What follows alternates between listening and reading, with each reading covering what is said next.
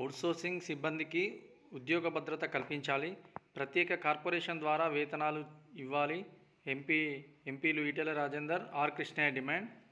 Panjagutta, Hyderabad. Outsourcing సిబ్బందికి ఉద్యోగ భద్రత కల్పించాలని, ప్రభుత్వ ఉద్యోగుల మాదిరి వారికి హెల్త్ కార్డులు మంజూరు చేయాలని BJP MP Etela Rajender demand చేశారు.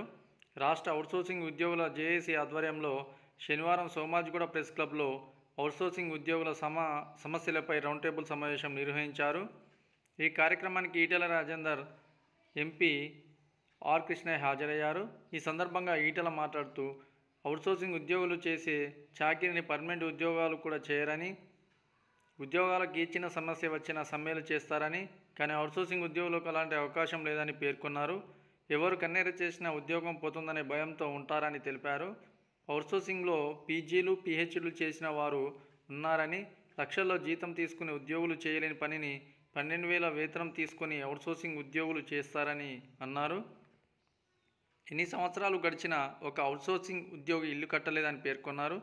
రాజ్యసభ సభ్యుడు ఆర్ కృష్ణయ్య మాట్లాడుతూ, ఏపీలో జగన్మోహన్ రెడ్డి అధికారంలోకి రాగానే అవుట్సోర్సింగ్ ఉద్యోగులకు ఏజెన్సీలతో పని లేకుండా ప్రత్యేక కార్పొరేషన్ పెట్టి వేతనాలు ఇచ్చారని, అదే తరహాలో ఇక్కడ కూడా అమలు చేయాలని కోరారు. అవుట్సోర్సింగ్ ఉద్యోగులను కాంట్రాక్టు ఉద్యోగులుగా మార్చి వారిని పర్మనెంట్ చేయాలని డిమాండ్ చేశారు.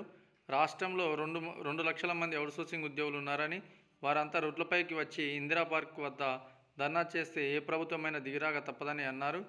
ఈ కార్యక్రమంలో టీజీఓ కేంద్ర కమిటీ అధ్యక్షుడు ఏలూరి శ్రీనివాస్, టీఎన్జీఓ కేంద్ర కమిటీ అధ్యక్షుడు మారం జగదీష్, ప్రధాన కార్యదర్శి సత్యనారాయణ, జేఏసీ రాష్ట్ర అధ్యక్షుడు పులి లక్ష్మణ్ తదితరులు పాల్గొన్నారు.